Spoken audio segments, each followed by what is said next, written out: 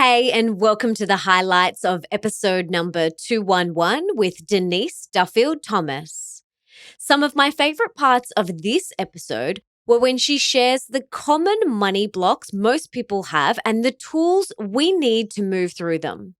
I also loved it when she talks about how to cultivate the mindset of a 6 and 7 figure business owner. And I also loved it when she talks about what is a chillpreneur and how we can become one, and how we can let go of comparisonitis that plagues many of us. And finally, my other favorite part was when she talks about how to move your mindset from an economy class mindset to a first class mindset, and what that really means in all the different areas of your life. But there is so much more wisdom, knowledge, and inspiration that you get in the full episode.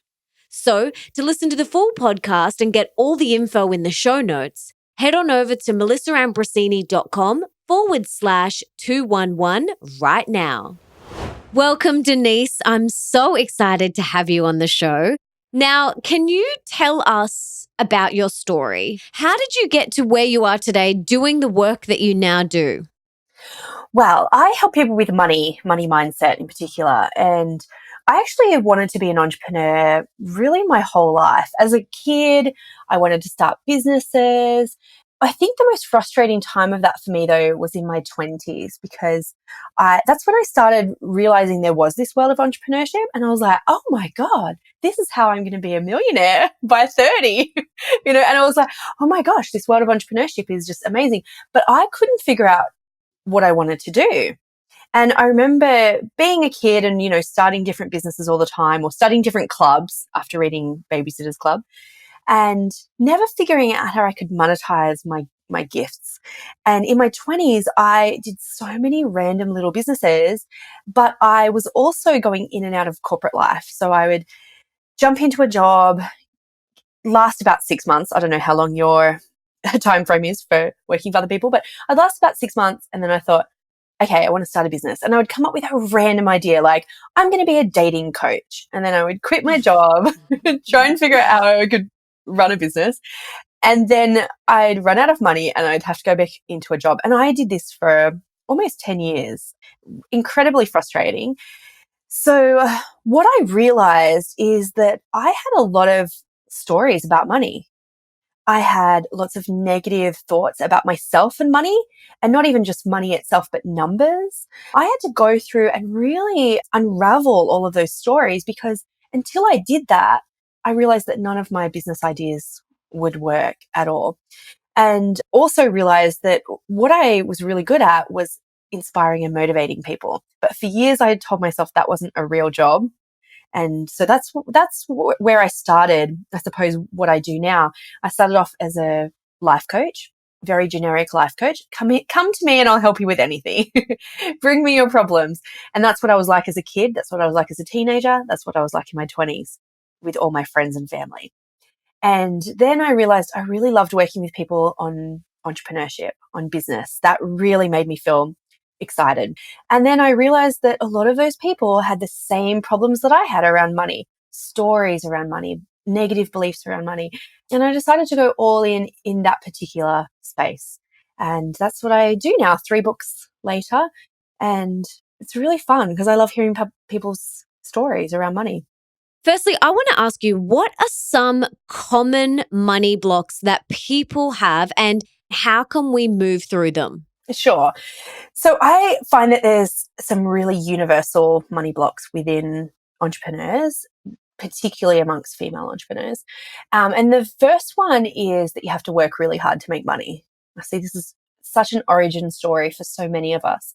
And I find that it comes up in different ways depending on where you grew up and how you grew up, which is really fascinating. So if you're born in America, for example, America itself has a very strong culture of busyness, workaholism, working really hard to make money. Australia's version of that is slightly different, and it's around fairness and equality. A fair day's work for a fair day's pay kind of thing. And what I find that how that trips us up, it sounds like, oh, that's a really good thing to have a work ethic.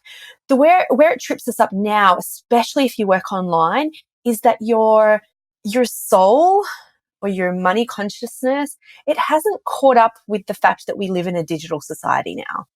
So you actually might feel really weird and icky and not know why, that it could feel really good for you to make money. For example, writing an ebook and selling that, or creating an online program, or just talking to someone on Skype and coaching them and helping them. Those things feel really good on one side and incredibly weird and guilt inducing on the other side. And it's because of this work hard culture that we've grown up in. Everyone's flavor is slightly different. And I want everyone listening to think about what your parents said about work and money. They might have said something like, money doesn't grow on trees. Most of us heard that one. Or, a hard day's work for a hard day's pay, or another day, another dollar.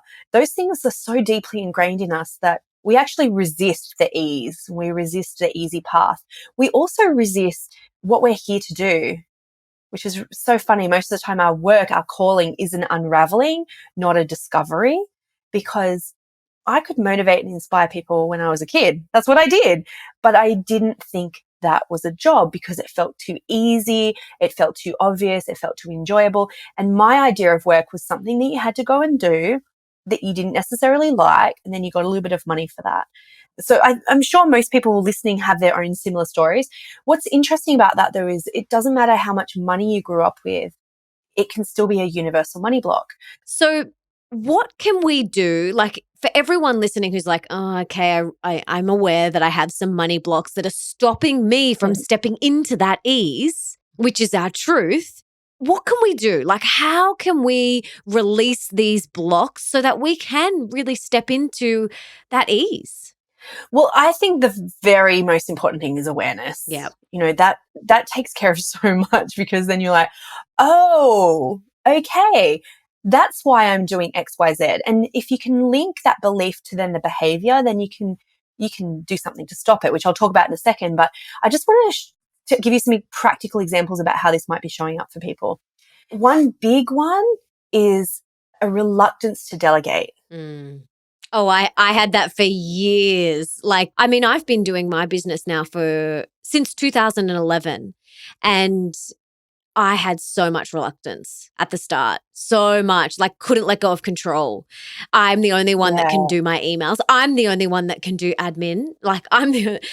No, really, Melissa, really? But it wasn't until I delegated that my business went to the next level. Exactly. But we resist it because of this work hard thing, or doing something sabotaging. And I don't do any of these. I still do these today, right? So one way that I often sabotage myself and I have to watch out for is about a month before a launch, when we're starting to, get everything all in place. And I start to feel like, oh, this is too easy.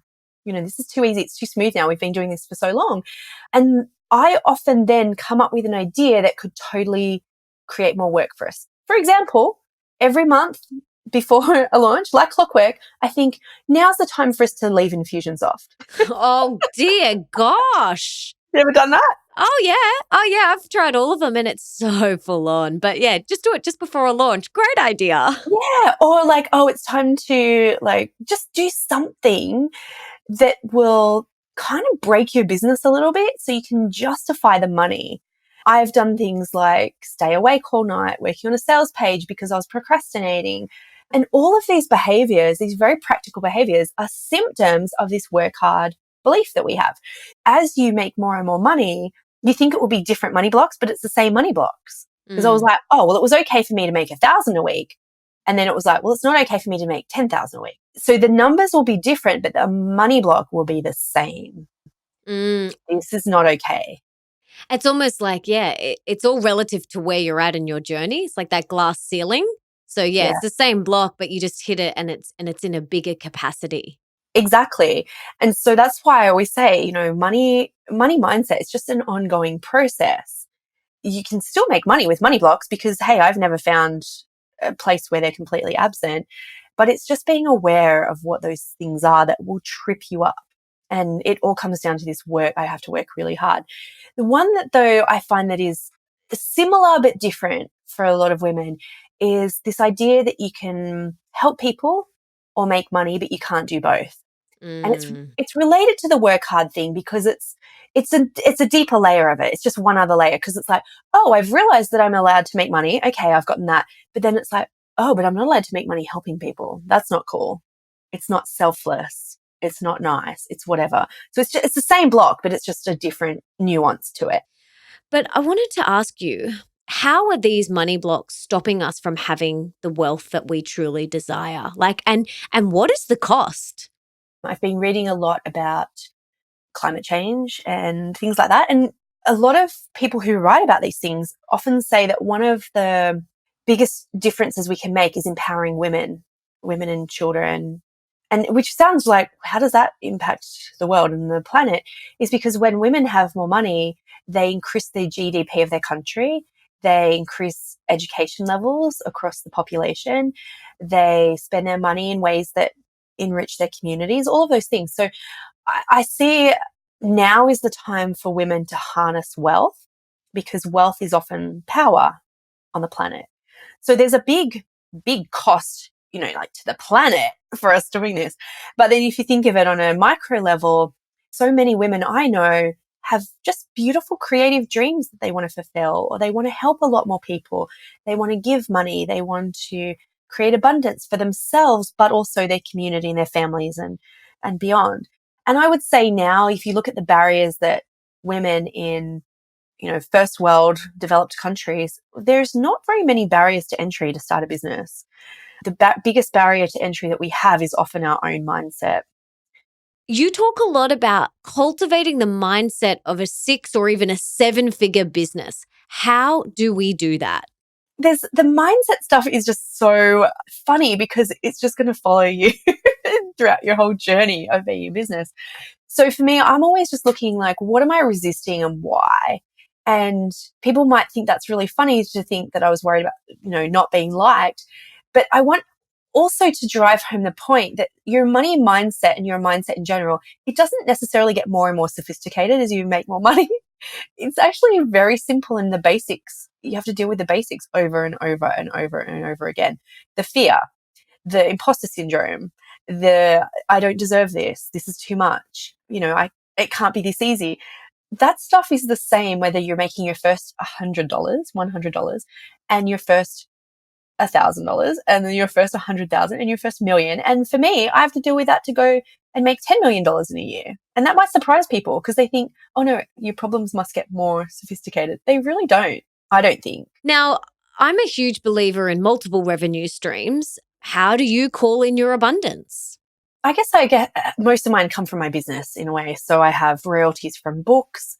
I have a passive income product that's an audio course. I have my money boot camp, which is both evergreen and live a couple of times a year. Outside of my business, I have rental income.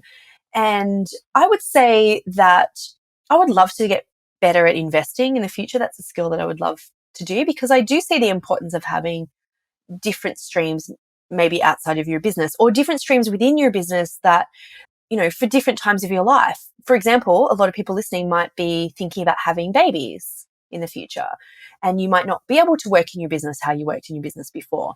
So it's good to have different things, I think, in your business and life that require different energies from you. So you're not reliant on working one particular way.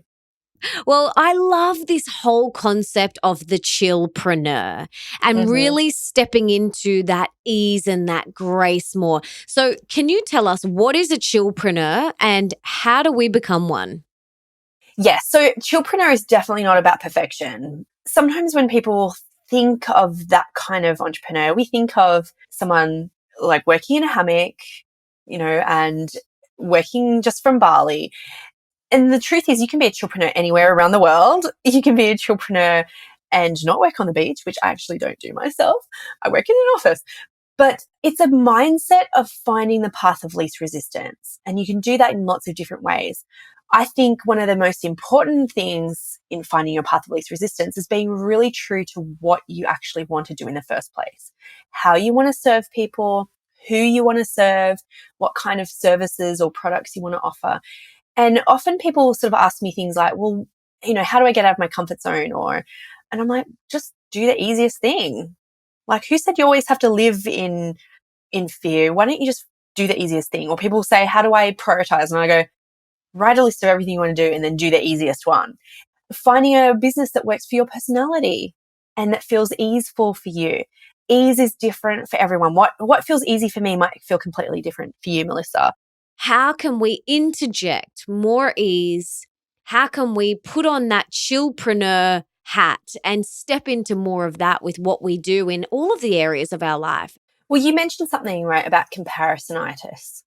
That's the big one. That's a Mm. huge one because we go, oh, I want a business like hers. So you might be comparing yourself to people you know or people that you just see online and think, well, I want to do it like her. But you might have a completely different money personality. You might have different strengths. You might have a different lifestyle. Some people have got kids, some people don't. And also there could be some invisible stuff behind the scenes that you don't even understand. And you might be comparing yourself to someone who has family members supporting them financially. So there's the comparisonitis, which is huge. The other side of that, though, and this is really important, is you have to really choose your mentors and your coaches very carefully because not every coach understands, I guess, different personality types. And sometimes coaches just like share one model and say, you have to do it like this. It's so important to have a coach whose lifestyle or business model works for you or the way that they teach works for you. So you got to be careful who you're comparing yourself against, but you also have to be careful who you're learning from. Oh, yeah. And I found now one of the best gifts I can give myself is to go on a retreat or go away with some girlfriends, some entrepreneurial girlfriends, and have the space, not someone telling me what to do. And I actually just got back from a week overseas where I had so much space and spaciousness. And that's where I had that aha around, I want people to like me. And I want to be liked more than go to this next level of success. That didn't come from a course or a coach, that came from spaciousness. And I've read a lot recently about how very successful people are going to that next level. And it is more spaciousness. It's more meditation. I just read Arianna Huffington's book during my trip, and it was called Thrive, something like the third metric for success. She talks about sleep and meditation. Like there's no silver advanced bullets. It's like, go back to basics. She's like, go for a walk, put your phone down. And I'm like, oh, do I have to do that? Yes. Yeah. Yes, you do. Oh, yeah. It's so important. Oh my God, I just realized something. So when I was living in London, I was probably 22 when I moved there. But I remember walking the streets of London and being so frustrated and going, what am I supposed to do with my life? When is it going to happen for me? When is it going to happen to me? And I had this very strong voice in my head that was like, oh, when you're 28. And I just realized that was when I read, You Can Heal Your Life. And it was just like, oh, I can just love it, accept myself. And then I would say everything started falling into place after that because it's just that one skill. If I had one skill left to teach everybody, and you know what? Don't tell anyone, but that's what my courses are about. It looks like they're about money, but they're really about loving and accepting yourself because then you can figure out everything else. Amen, sister. It affects everything, absolutely everything. Well, actually, one of the exercises we do in my money boot camp, it's, again, logistically, it seems like an easy exercise. There's a whole bunch of things that you have to tick off, and they're things in your life. And I say to people, just mark it. Is it economy, premium economy, business, or first class? And that sounds very straightforward on the top of it, but it's actually about how you're treating yourself. What are you allowing yourself to have? Because everyone's version of first class is different. It's not about bigger and better or more expensive. Sometimes it's, like food choices might be organic or something like that. It's not, a tomato made of gold kind of thing. And it is a reflection of what you're allowing yourself to receive. And when I first started doing this work, everything in my life was economy. I felt like I had to put up with things that were secondhand, that were broken, that didn't work, that didn't serve me, that made me feel uncomfortable or cold. I spent 10 years in the UK. I never bought myself a proper winter coat. And that is totally a reflection of how I felt about myself at that time. Instead, I would layer on like 50 layers of clothes and be freaking freezing the whole time. So it's an interesting thing, even if people, just look around your life and think, what am I putting up with? It's just a reflection of how you feel about yourself.